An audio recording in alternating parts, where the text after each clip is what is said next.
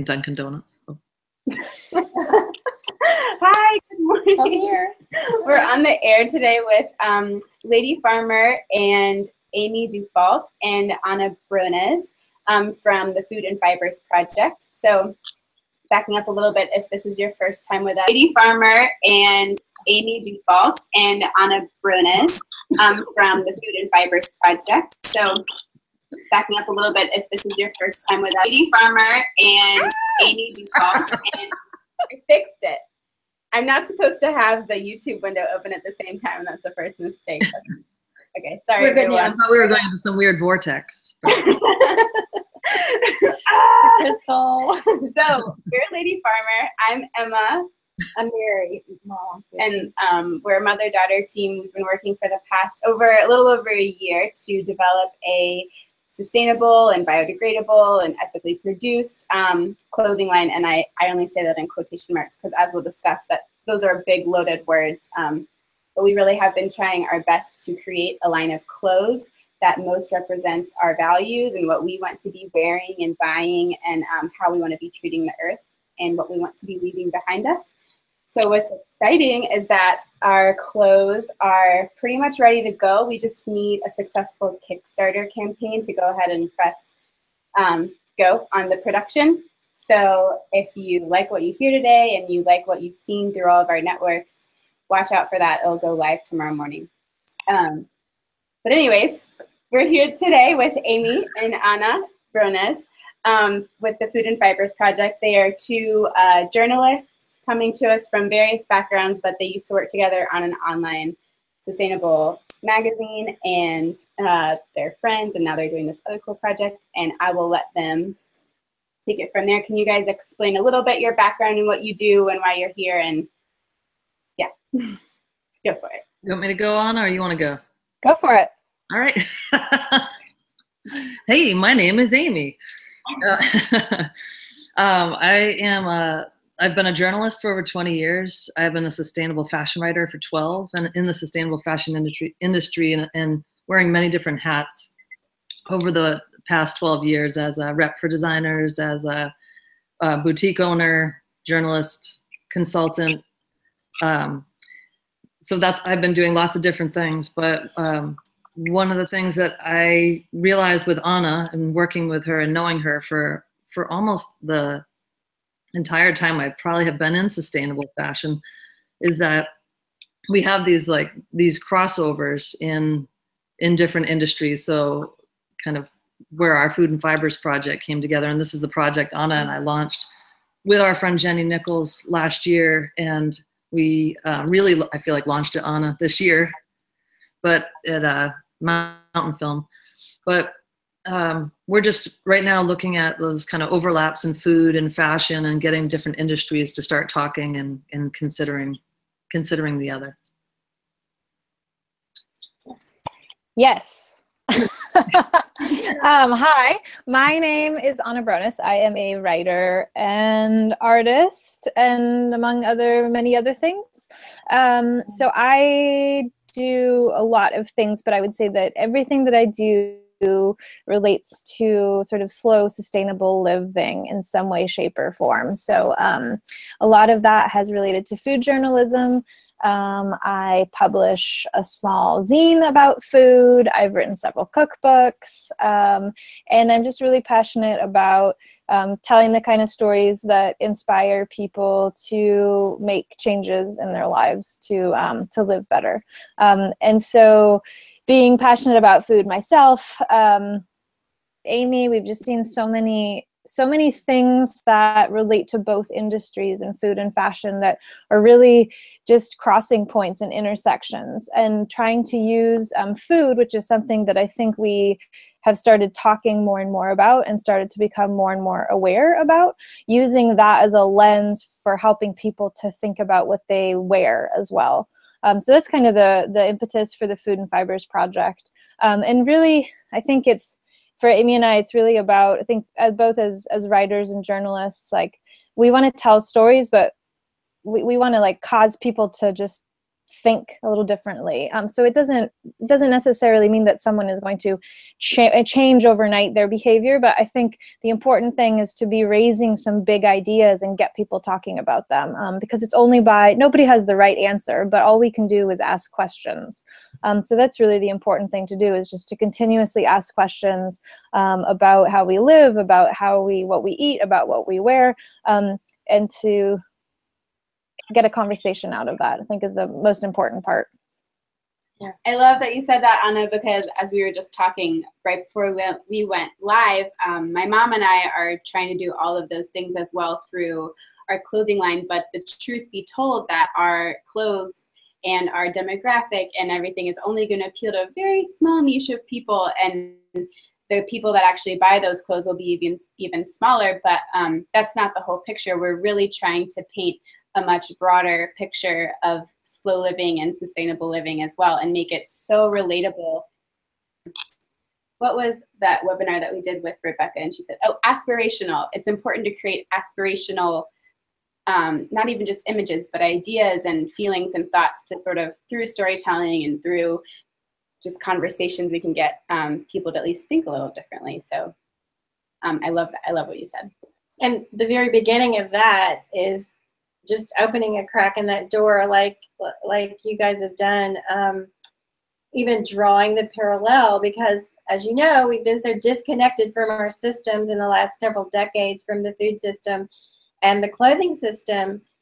And everybody's heard the tales of the children that don't know where their eggs come from and all this, but there's equal tales out there that, you know, children and adults have no idea where their clothes come from and never think about it. And so just opening that door and letting the light shine in just a little bit is, I think, what all of us are doing. And it's just an awesome area to explore and open up and educate and get people thinking. And like I said earlier, I love it when people go, oh, I never thought of that. I never really thought of that. Of course I care what I put on my body and what's getting in contact with my skin as much as what I'm putting in my mouth.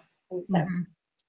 Yeah, I always tell people, you know, that, I mean, everything comes from somewhere. It doesn't magically appear from elves in our homes or on our tables, or, you know, so you have to think about, you know, if you do care about where things come from, like in terms of your clothing, like that's where I personally started out, was I wanted to know where things were coming from, because as I was kind of moving on with learning more about the industry, from, you know, the pollution to human rights issues, you can't help but think, if there's food we're eating, or phones we're talking on, or pillows that I'm leaning on, you know, like they all have to come from somewhere.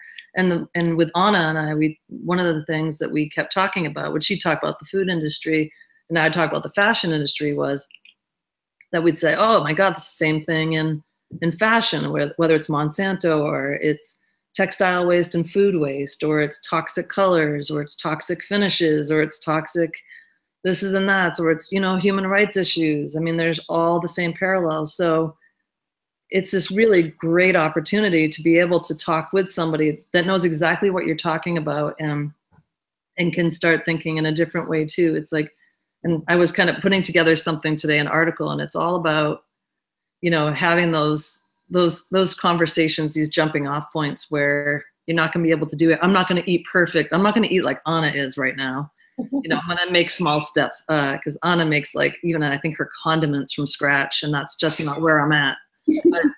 But you know, this summer was the first time I tried to just eat all produce from my local farm, and not buy, as much as possible, not buy vegetables from the supermarket. That was a challenge I gave myself. So we have these kind of challenges we can give ourselves. And, you know, the food industry, yoga industry, you know, there's these likely kind of pairings right now that we can get talking. But anyways, Anna probably has something to say about all this too. Yeah. Well, I mean, I love having these conversations just because they always spark like 20 different ideas. So I should probably be taking notes while we talk about these things, so that I don't forget all of them. I think that the one thing that has become pretty apparent for myself is that you know, ultimately we live on a planet with a lot of people, and, you know, do our individual choices have an impact? I mean, I think that's a question that really comes up both in food and in fashion. Kind of like, if I intentionally choose to eat something or buy something, like, friends. And I think that, you know, you could look at that and say, well, maybe not, right? Because we're up against these like enormous forces that really we have very little impact on. But I think what it comes down to is, you know, do you live a life that you feel good about? And I think often those choices are just as much empowering us to know that we are living on this planet doing the best that we can for ourselves, our families, our communities. That is really important. And so I think that when it comes to food, for example, you know, shopping locally is super important, but also just making healthy food and having a great approach to eating is really important as well. And the thing is like, even with the rise of farmers markets and the rise of local food, you know, the average salaries for farmers are still really low, and it's really hard for farmers to put food on the table themselves sometimes. And there are enormous inequities in terms of farm workers, particularly with undocumented workers, and just, you know, taking advantage of people that may not, you know, have the ability to stand up for their own rights. So there are these extreme injustices that I think, while there's this rise of awareness in local food, there's all these like food justice issues that haven't really shifted that much. So I think that it's being aware that our own choices are important, and that also it's also not, those choices are not the only thing that are going to make impact. So while we have to live, you know, we have to choose to live the lives that feel good for us, we also have to know that ultimately there are a lot of other forces at play, and there's a lot of conversations to be had, and there's a lot of policy to be changed to make this whole system better. And so I think at this, like, there's this kind of push and pull with it feeling like really, really overwhelming and having absolutely no control over it, to also feeling like, well, I know the decisions that I made today were the best decisions that I could make. And I think it's that constant conversation. And, you know, like, if you know, buy all your groceries at the supermarket, that's not bad. Like, supermarkets are, I mean, we've created a system where we don't have, you know, regional food systems anymore, really. I was listening to an interview this morning with some craft beer brewers on the East Coast this morning, and they were talking about the new shift in craft beer is super small. So actually breweries that are just brewing on site and providing beer to people that come into the breweries, and not bottling and shipping elsewhere and distributing nationally. And I was thinking, you know, that's really similar when it comes to producing food. I mean, we used to produce food regionally. We used to produce clothes regionally. So I think there is this sort of shifting a little bit to that, knowing that we live in a global system where we can have a webinar thanks to technology and our computers and be connected quite globally. But at the same time, like, what are those sort of actions that can be taken to focus on regional systems that allow for, you know, sustainable lives for everyone, which doesn't just mean environmental sustainability, it means social stability, it means economic sustainability, all of those things. That was super long-winded, and I'm not sure that I came to any conclusions. No. But there you have it. I love having these conversations, obviously, because you get in a room or in a virtual room and you're like, yes, we feel it, we're totally tracking with each other. But I do wonder, and I assume most people tuning in right now or that will be watching this later are kind of on our same track. But I'll start with you, Amy. How do you, this might be really hard, how can I phrase it? Like, how do you broach the subject with someone who not necessarily isn't willing to hear it, but just doesn't know about it? Like, where do you start? Because we've been running to this all the time. Like, people are like, oh, what does that mean? Sustainable fashion. And we're just like, or they say, oh no, now you're going to tell me my clothes are bad, I can't deal with one thing, you know. So. Yeah, so how do you broach that? I don't talk about it unless I'm asked to talk about it. And most of the time my friends will say, Amy's a sustainable fashion girl, and she probably hates what you have on. You know, they'll some weird introduction like that, and I get thrown into the fire, or I'm the killjoy at the wedding at the misfit table. You know, with everybody will be completely glum by the time the main dish comes. Your dress is poison. But you know, some of the, I mean, I've been talking about sustainable fashion for so long. I've actually gotten really tired of talking about it, and so I say no usually to people about talking on panels, or unless it's something different. So I really like talking to teenagers, and like, so I go to the local high school here, or college kids. I talked to some FIT students last week, but I really like talking to people who are just getting into it, to give them the tools that they can start with and not be afraid to kind of take their own path, and make them understand that which I wish I had known when I first started, which is you start with a thing that is, you know, the most pressing to you. Maybe it is women's rights, maybe it's human rights, maybe it's the environment or water or energy, and so sort of pick your poison and then go in that direction. That's, I think, very manageable. It's hard already, but it's manageable to go that route. And then just being able to take really small steps, like just start shopping less, or start shopping used, or look at what's in your closet and why aren't you wearing it. Just really, really simple steps for people so they can get engaged. And then when it comes to people who know a little bit more, I start getting more in your face about it. It was actually interesting. I was at Farm Aid this past week in Pittsburgh, and I had on my favorite t-shirt that I worked on with a friend of mine, Eric Henry from TS Designs. And it was, this t-shirt was not made in a sweatshop. That's all it says. It's white with black. And as I walked around Farm Aid, and it's all about putting a, you know, shining a light on farmers and food advocacy, I had all these people just like walking by me, like, you know, like pulling me aside, like, I love that shirt. I'm like, well, if you care about what you eat, you might care about what you wear. Just like putting those seeds all over the place. But it's, I realized that over the years, you just can't force this stuff down people's throat, and you can give them all the facts and the stats and all the information you need, but it has to be really relatable for people to get involved. It can't be, you know, bumper sticker talk. It's got to be something that's very neutral and you can ease your way in. And I mean, that's the way that I found is the best way right now. And it's with my own family and close friends, my neighbors, you know. And that's my tact right now, or my angle.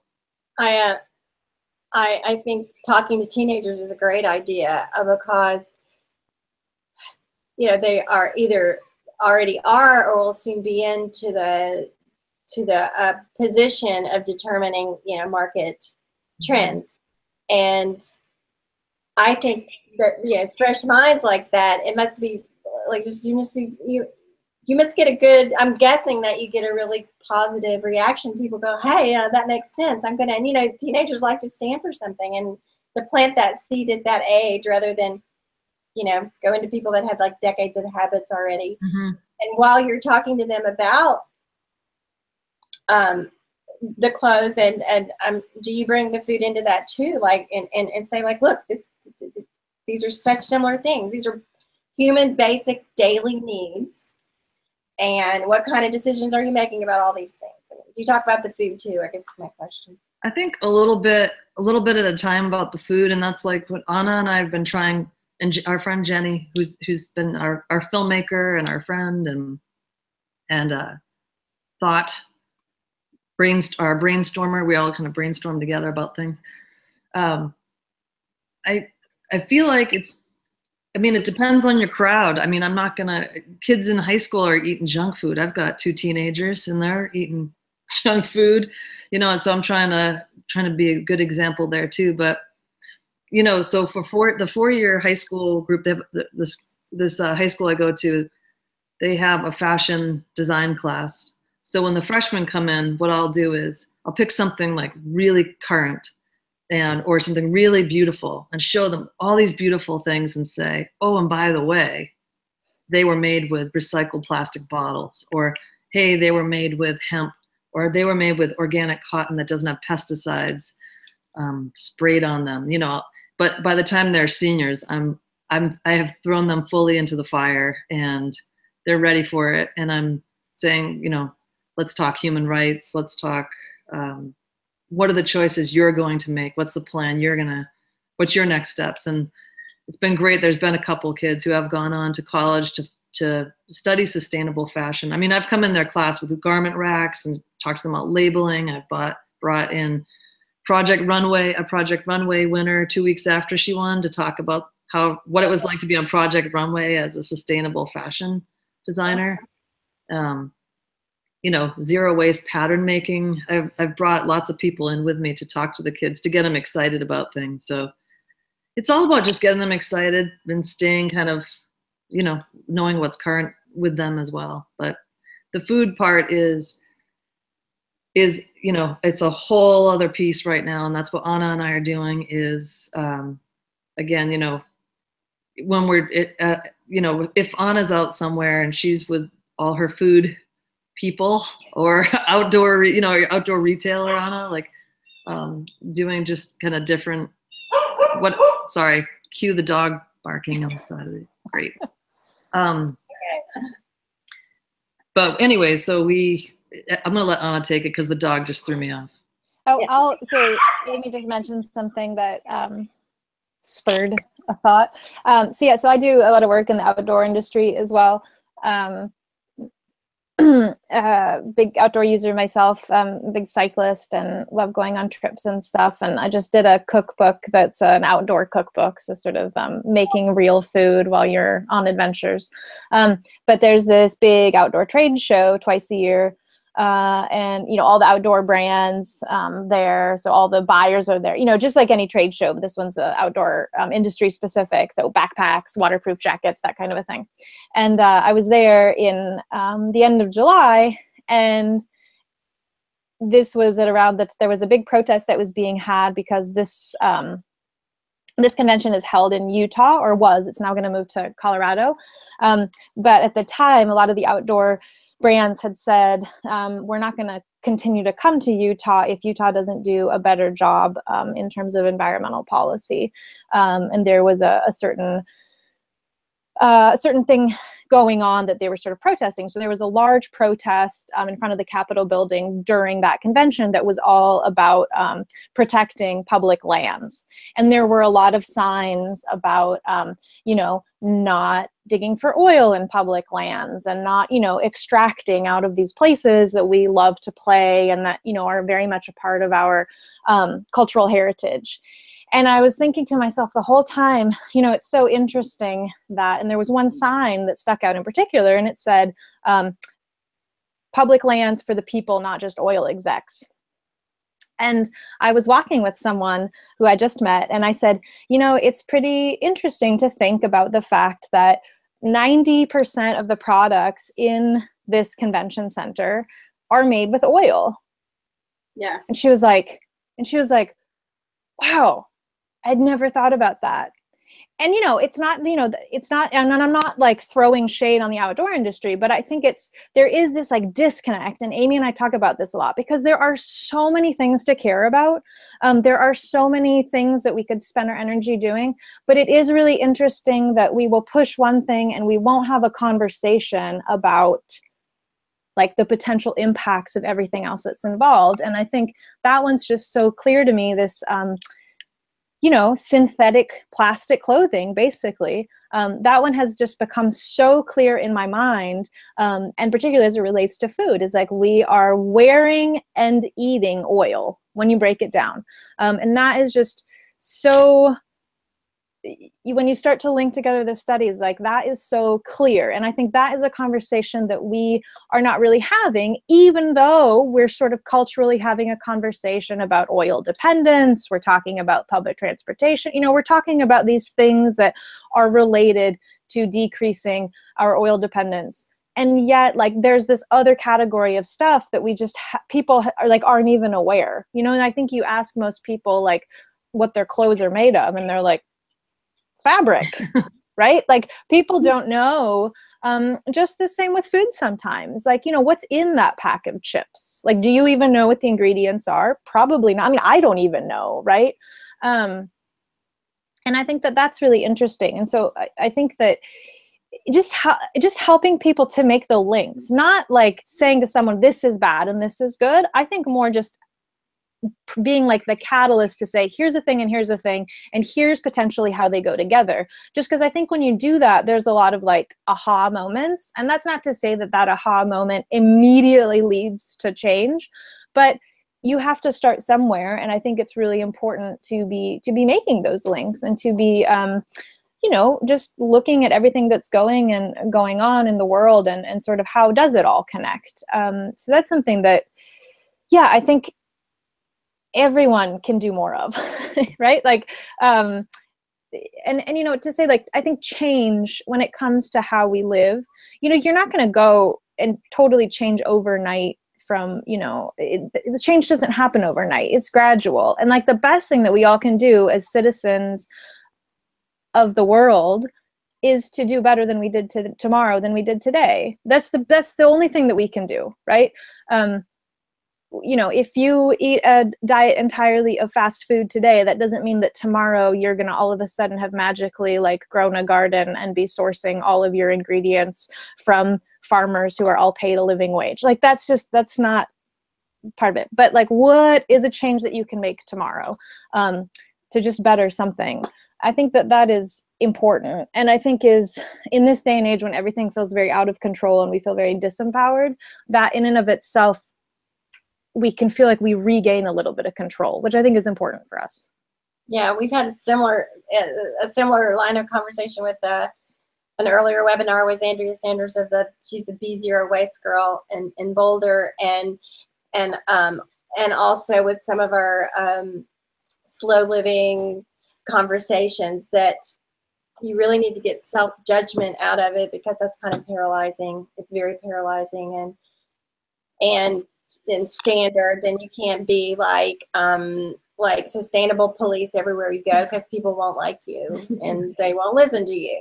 Well, and also, sorry, I was just going to say the other thing too, I think, is like to not policing, but also like accepting our privilege. Like it's a privilege that we are able to talk about these things, because it means that we have enough food on the table, we have shelter over our heads, and we have shelter on our bodies. Like, and I think that not everyone comes from the same place. And so I think often sort of, if you look at like the minimalism movement, like sort of paring down and whatever, to make a choice to pare down comes from a place of luxury. And I think like being able to choose what we eat often comes from a place of luxury, because it means that we just have that ability to do that. And so just to acknowledge that privilege and to keep that in mind when having these conversations is super important. Yeah, Amy alluded to food justice a few moments ago, and as you're talking, it made me think about clothing justice. How we come from a place of privilege, and we can choose, make these decisions based on our ideals or our values. But I think one thing about it gets very confusing. People think they're doing a good thing. They want to be making conscious decisions. So for instance, here's the example that pops into my head. You know, get rid of, be a minimalist, get rid of things you don't need. Okay, so I'm going to give my used clothing to this organization that's probably going to send them overseas and disrupt the local economy over there. And people are going to be wearing things over there that are the opposite of local. And so it's confusing even when you're trying to be conscious. Really, there's so many ripple effects of everything we do. So I don't know what the point of all that was. It's a pretty complex thing. And there's one more thing I wanted to say. You're talking about the outdoor, then I'll let you talk. The outdoor thing. So I think I've been aware of that too. And one of the outdoor gear and garments, they have to use a lot of stuff, especially like the waterproofing and all that, things folding up really small and all that crazy stuff. So that seems really ironic and confusing to me too, because you think of the outdoor industry being so environmentalist and so conservationist, and so that's really that's a rabbit hole too. So, and I know like Patagonia is awesome and very transparent and about what they're doing about it and addressing it. But anyway, I just wanted to throw that out there. So. No, it was interesting that there was some, did you want to say something? No, all you. All right. So there was this interesting study, I guess it was during, I don't know, I'll say about 5-6 months ago. And I think it was Columbia that had done this research on the impact of the toxic finishes on like water repellent kind of outdoor clothing on some of the, like the Appalachian Trail or Mount Everest or some of the most hiked trails and surf and all the, heavily trafficked outdoor areas for outdoor enthusiasts. And they were finding heavy impacts of those toxic chemicals from all the clothing that was left on the trails, which was incredible. And I forgot the guy's name. What's his name?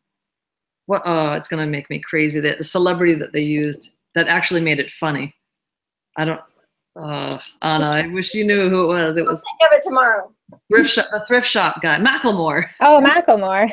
They used Macklemore of all people for this, and I was like, Macklemore, but he was, like whittling stuff quickly in the woods on the trail. It was really stupid what they were doing, but it was hilarious. But it brought humor to something that was actually pretty tragic, and hopefully the outdoor industry is listening more. I mean, when Anna and Jenny and I were out in Telluride for this mountain film festival, and we had a little 5-minute film that got accepted into the film festival, and we had to get up 3 times and introduce it. And it's about climbing and surfing and biking and hiking and protection of the environment, all these films. And so Anna and I get up there and we've got our t-shirts on that say this t-shirt was not made in a sweatshop, which is funny already. But, I said, as you're all hiking, biking, surfing, and doing all the things that you love to do and you work hard to protect and these films are about, just realize that those clothes are completely ruining the very planet you're protecting. And it's just like this look of horror out on people's faces. Wow. But, you have to, those are what, for me, when people are extreme about protecting the land or protecting human rights or just environmentalist activists, those are the people that I actually go hard on, because you have to start calling them out. Like, you think that that's bad, but these, like, the very things that you're wearing are taking away. So think about that. And again, those are those conversations you can have at different levels. That's a conversation you can have with an environmental activist straight up that they'll get. You can say, hey, we got waste, we've got Monsanto, we've got pollution, we've got children sewing buttons on your clothes, and children picking your food. It's like these kind of crossovers that are evident and clear. But, again, if you go back to the high school kids, that would not be a conversation I would have with them at all. So when you ask about what are these kind of entry points into the conversations, that was an interesting one for us while we were in Colorado.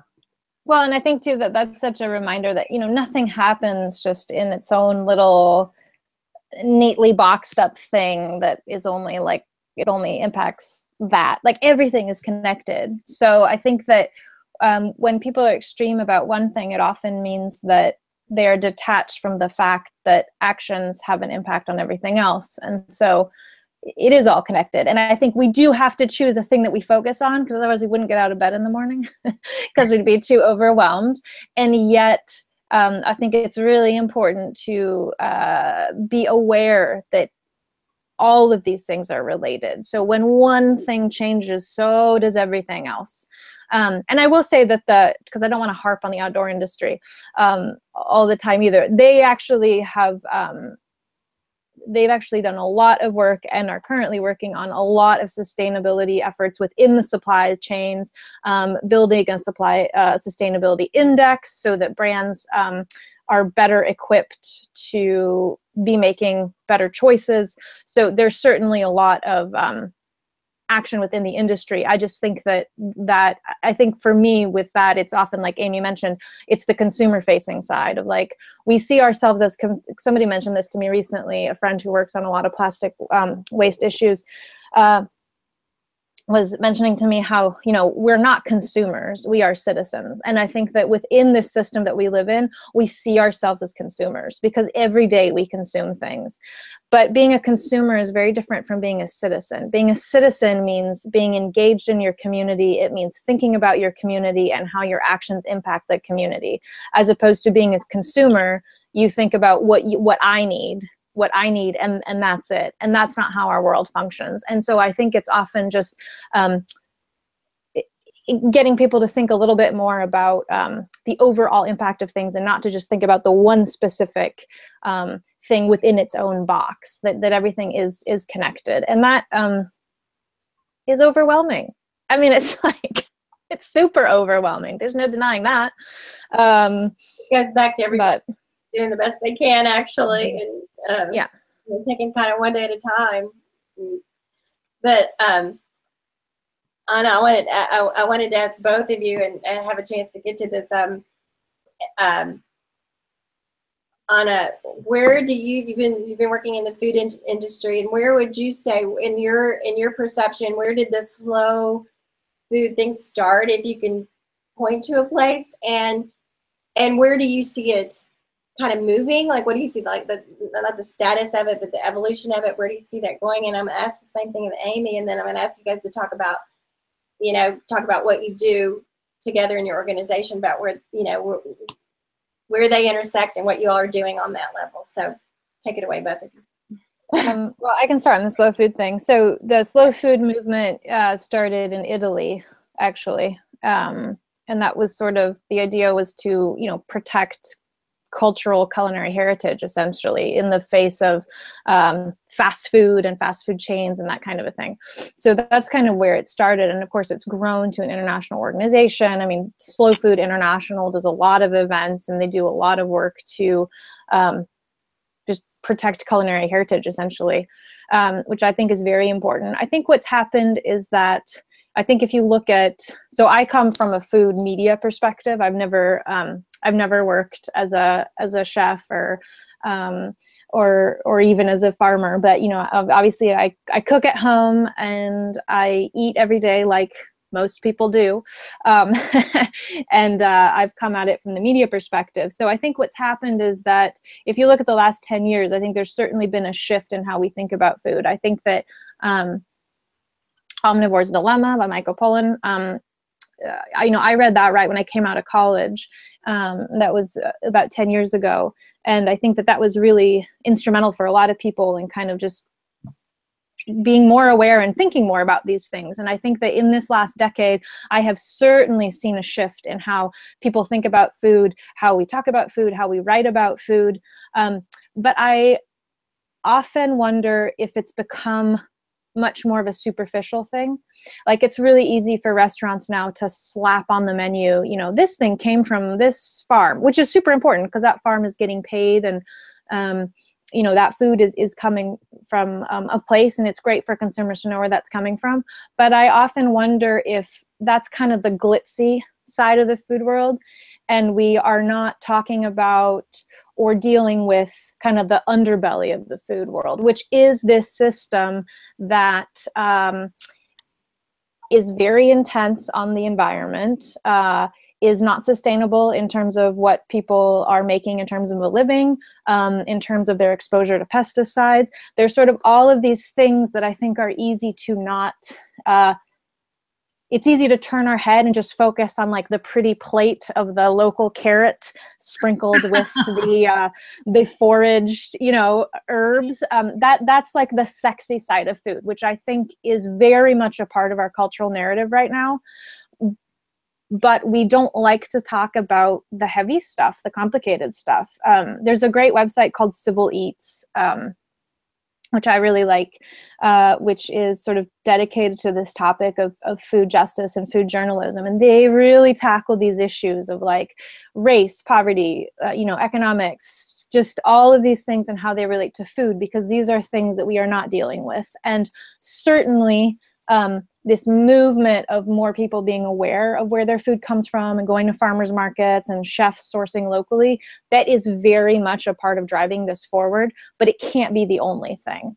And yeah, so I'm like inspired a lot by how people have shifted in thinking about their food. And then sometimes I wonder if I just have days where I feel much more negative about it. If it's going far enough, in other words. Right. And I mean, yeah. And the difficult issue about that is like, we're talking about policy and infrastructural change that needs to happen, which level, which not all of us are active in on a daily basis. So there's a combination there of like personal change and infrastructural change that kind of come together at the sweet spot. It's both. It's not just one or the other. But I think that's kind of where we're at with food, I would say. Yeah. So, the same thing from the slow fashion. Yeah. It's funny. I read this article recently, and it was talking about the first signs of fast fashion were, I guess it was after World War I or World War II, when there was fabric shortages, and they were trying to find ways to still make women clothing, and but doing it with a minimal amount of zippers and buttons and fabric. It's kind of like the early stages of pattern making and just using less waste. But that was kind of after World War I or World War II. But it was interesting how they were saying became like uniforms, and the uniforms were something that women were all crazy about, because they could have something that was, it was actually the Queen's tailor. That's what it was. The Queen's tailor had created these patterns, and they were like, oh, we're getting something from the Queen's tailor, but it wasn't actually from the Queen's tailor. It was from a large manufacturing facility making clothing for them, based on a pattern like that. But I mean, I'm not a fashion historian. I don't know the exact time, but I think for as long as people have been mending and darning and thinking about less waste, and those are some of the beginnings of being conscious about the clothing that we wear. But I mean, the things that just in my time that have jumped out were, I remember when like Kathy Lee, when she came out with I think it was a collection for Kmart, and they had found out that, I think that was back in the 80s or 90s, that all these children in Honduras were making her clothing, and people in sweatshops, and people were like, what? And poor Kathy Lee, went through her personal hell but these things are very, very limited, and they're so easy to forget that the children are making clothing. Or, a couple of years back with the Rana Plaza garment factory collapse that killed, 1,100 people, mostly women. That was another moment where people started thinking about sustainable fashion or ethical fashion, because you had people making clothes for Walmart, Gap, Children's Place, that, in an unsafe building that had 2 floors added on that weren't supposed to be there, and they were crushed. So I think from that and from having the group, Fashion Revolution Day come from that, and this growing awareness of asking that question, who made my clothes? That's gone on for the past, I guess, 4 years now. It's now Fashion Revolution, not Fashion Revolution Day, because it's a yearly event. You ask those questions every day. I think that's been a huge movement. I think the makers movement and the Made in America movement have been a big part of this too, and getting small businesses on their feet and being able to do small runs or small production, like what you guys are going to be doing and launching tomorrow. It's this kind of new way of thinking, but like kind of likening it to what Anna's saying, it's this really small piece of the pie, people caring about where things come from. But I wholeheartedly believe in ripple effects, and that we can you know, make change, be that example and let that ripple out. Ask somebody a question about, you know, where their clothes came from, or just kind of be an inspiration. If you are somebody who's involved in sustainable fashion, you know, talk about it, you know, talk about where you would shop. I don't know how many emails I get weekly. I want to buy a sustainable pair of jeans. I want to buy a dress for a wedding. I get questions all the time from people, and rather than just hit delete all the time, you know, I actually send them the links, and then hopefully they'll share that out with other people too. But I still feel like, even though this has been, you know, I've been doing this for 12 years, it's just still such a grassroots movement. I mean, one of the things I didn't mention that I am is that I'm the director of communications and digital content at the Brooklyn Fashion and Design Accelerator. That's my pretty much full-time gig.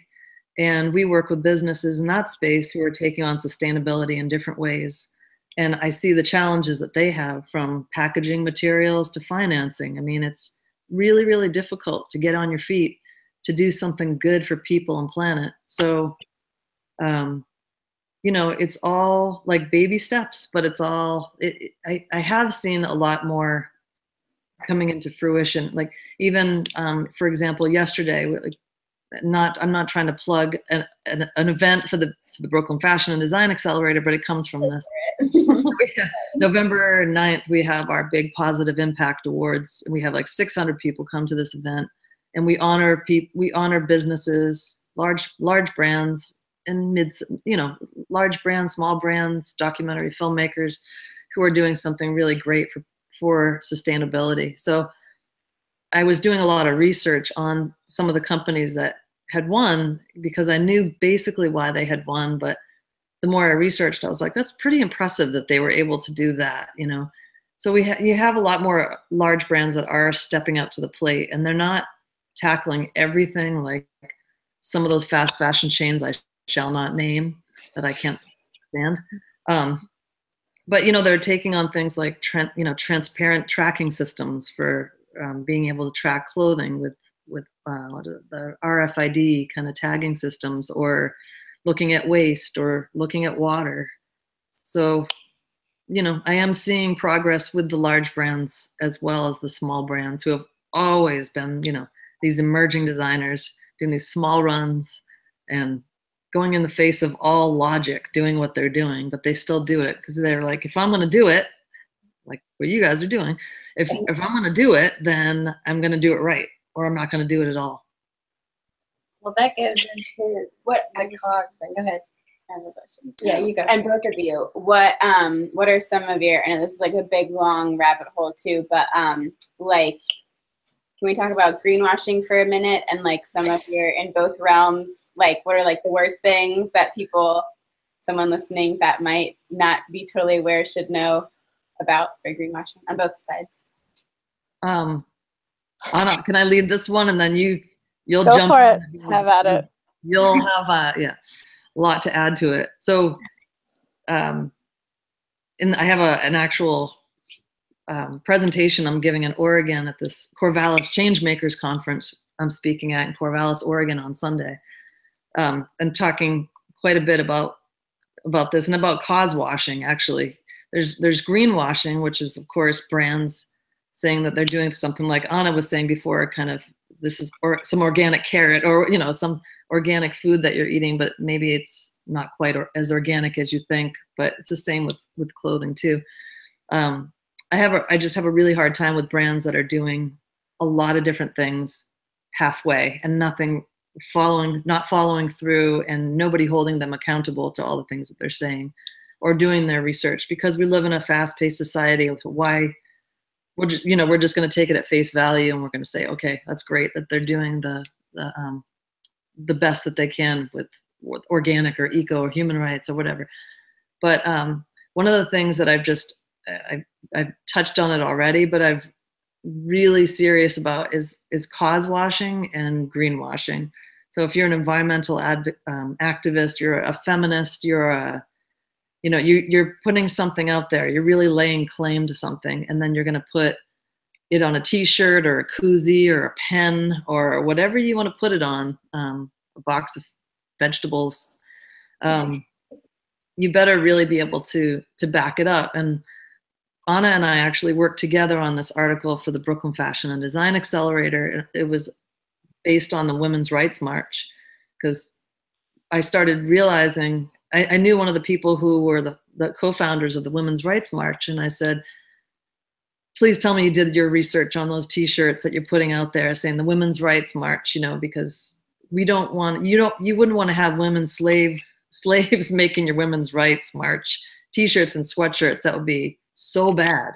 And she, in fact, had done her research and had done a pretty good job on that. But from that, Anna and I ended up putting together this article on, places that you can go in the United States to source your like activist t-shirts if you're promoting environmental or, whatever kind of rights that you're trying to uphold. And anyways, I'm babbling. But so we're just trying to give people tools.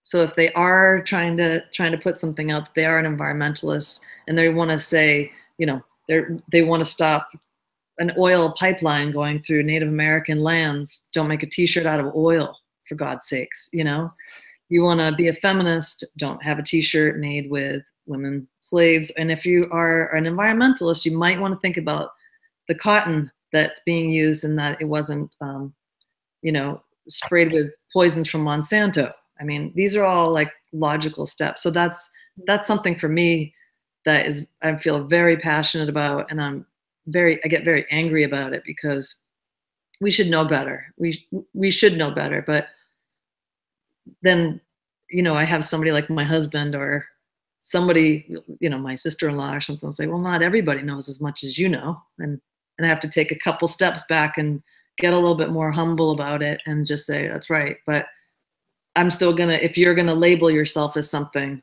I'm going to give you the tools so that you can actually utilize them and do things the right way and not be greenwashing.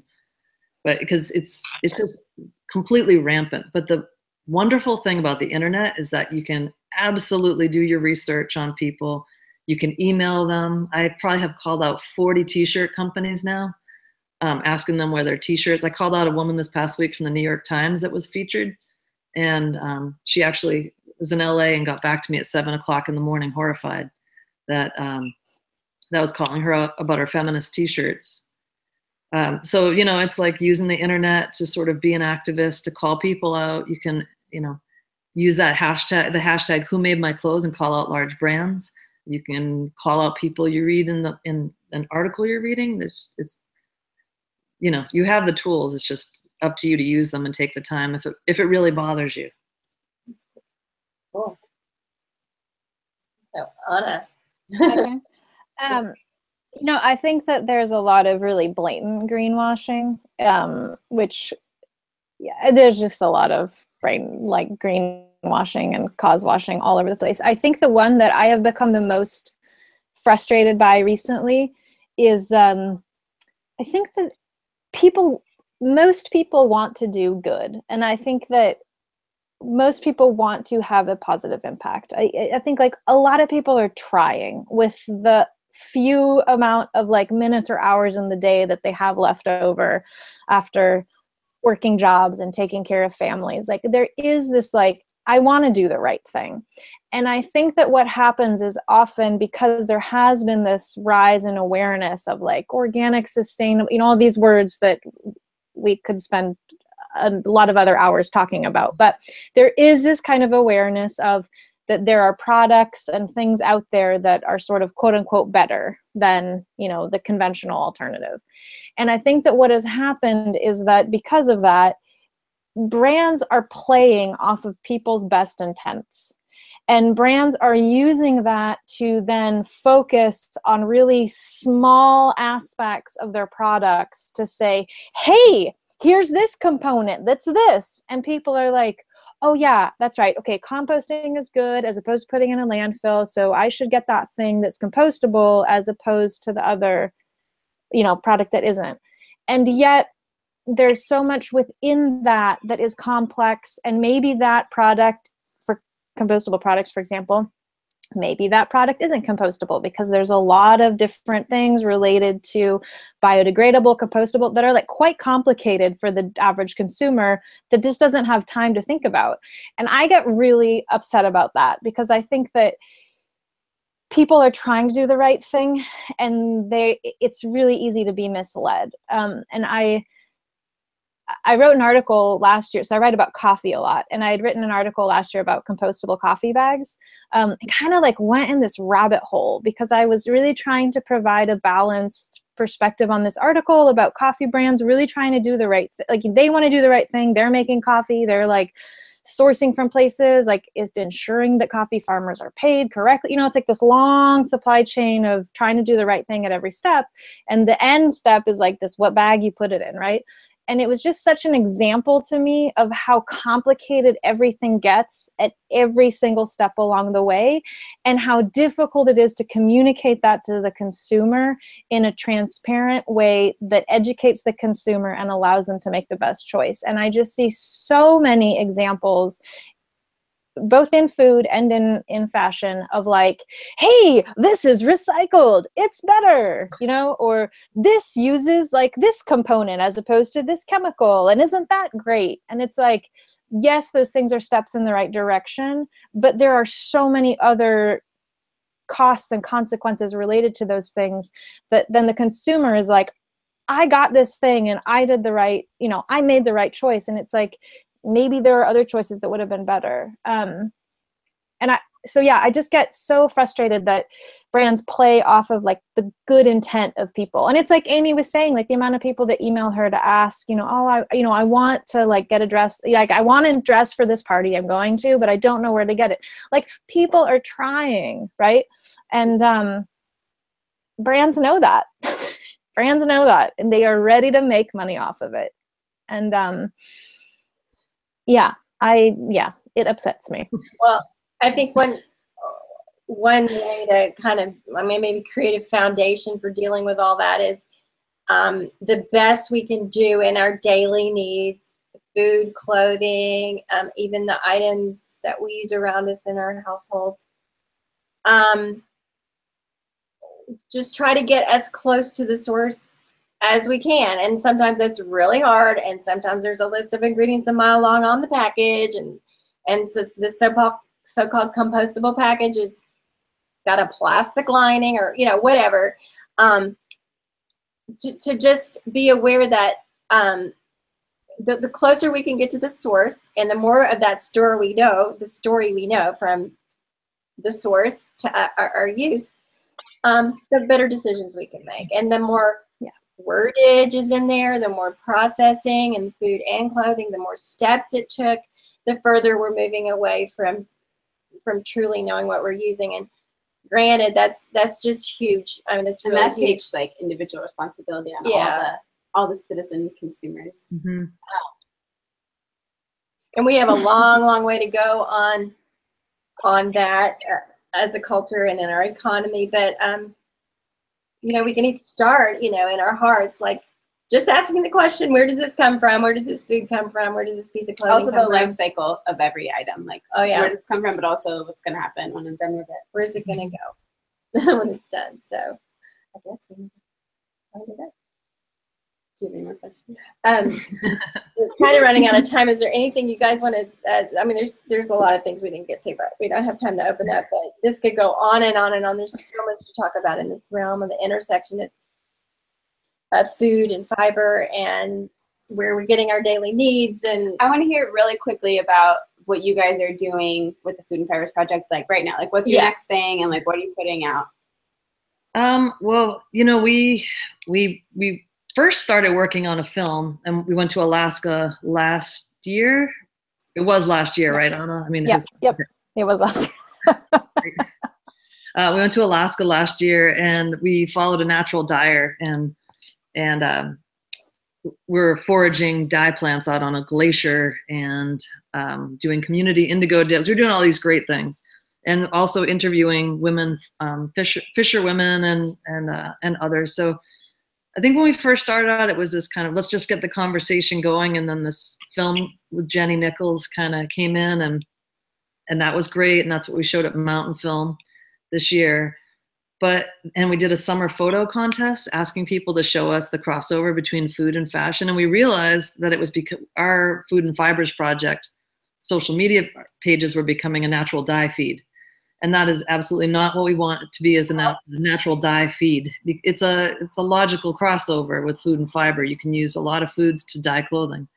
But some of the issues that we really want to take on are those issues that are textile waste and food waste, or Monsanto, or water, or energy, or human rights, or whatever. Let's really look at those and find those common bonds or crossovers and explore them. And part of going out to Oregon and Washington tomorrow is to be able to hang out with Anna a lot and kind of talk about some of those next steps. And then we'll be talking with Jenny as well. But, let's kind of cool our jets a little bit. This is a passion project for us. We're just trying to kind of go through it all and find the best way to utilize it. There's surely been lots of people interested in it and want to cover it and get in touch with us. It's been amazing. Like you guys reaching out too. It's like, it's that part's awesome. So we just want to be able to find what's our niche in all this and do it in a positive way, not a shameful way, and educational way. So, and we have lots of people who want to volunteer to help. So how do we take all of this positive energy and make it into something really good? And that's where we're at right now. And Anna can add to that. Yeah, I mean, I think it's, as with any passion project or any brainstorm, you sort of end up going down a lot of paths. And I think that we really want it to be a multimedia project. So we really want it to be a combination of like reported stories, photos, video, maybe even artwork. And, some of those things take a lot longer than others. I think currently the focus is really because it's easy, quote unquote, for Amy and I to write. I mean, that's like our background is writing. And I think using that platform currently for reporting on the things that we see as crossovers that maybe other people wouldn't pick up on just because they're not plugged into those things. They don't have those Google alerts set up. And that's kind of an ongoing thing that we can do. So certainly the website, we're trying to do at least one story a week. And so I would definitely suggest that people check out the website and they can follow along there. And I did a piece last week about microplastics and just synthetic fibers and stuff. And in doing that, I was so reminded that whatever it is that we do, whatever niche that we're in, it's so easy to just get bogged down in on that and then like just kind of assume that everyone else is on the same page. Like, of course everyone's read those 8 articles that came out this month on like plastic pollution in the ocean. Like, of course everybody knows that, but they don't, because there's like so many things that we can be informed on in a day. And so I really see what we're doing as like since we're in this, to just make the connections and then share with people. And maybe it's a thing that we have been reading about for years, but that might be something that somebody comes along and hasn't learned about or read about. Maybe they never knew. And that's even within like our own circles of people. I'm talking about like within our choir. And I think that is so important. Like that's where we can start. And that's what we really want to do. So Amy's coming out here next week, so we'll brainstorm a little bit, but also we're going to do, I know a woman up on Bainbridge Island who has sheep, and she also has, well, this is a natural dye story, but that's okay. She grows all of her own natural dye plants and then is dyeing the wool that then she has harvested. And that's super cool. And she actually partners with a local vineyard, and they do kind of a co-grazing thing with the sheep. So that's kind of a nice, I guess that's kind of one of those more like romantic, idyllic, beautiful stories. But, that's all a starting point, because I think a lot of people, just don't even know that like their wool sweater came from a sheep. I mean, truly, like just like people don't know that the meat on a styrofoam thing wrapped in plastic came from an animal. So I think just reminding ourselves to tell stories simply and well, I think is really important. Mm-hmm. Great. So awesome. We vote for y'all to cover hemp. Big for us. Yeah. Oh yeah. Well, we'd love to come down that direction, and there's a lot of good stuff happening with hemp, both as food and fiber. That's, again, this is like yet another path that of the like 500. Well, thank you guys so much for tuning in today, and thank you all who are watching at home, either now or in the future, which is weird to think about. And we hope that you will stay abreast of everything happening with both with Food and Fibers and with Lady Farmer. Tomorrow, our Kickstarter launches, which is so exciting, and when that page is live, you'll be able to, there's a little video that kind of talks about our process and who we are. And there are several different reward levels. So if you want to pre-order a garment, you can pledge an amount that will basically, you'll pre-order a Lady Farmer garment. If you want to give lower than that, there are other awesome rewards and perks. Organic cotton t-shirts made ethically by people paid very well, we promise you, in the United States of America. But yeah. Thank you. Let me add that tomorrow, okay, who knows when you'll be watching this. Tomorrow is September 28th, 2017, and it goes until October 28th, 2017. So if you're watching in that time frame, go straight to our website and see what's going on. So www.lady-farmer.com. I'll be promoting. Yay! Thank you guys. Thanks so much.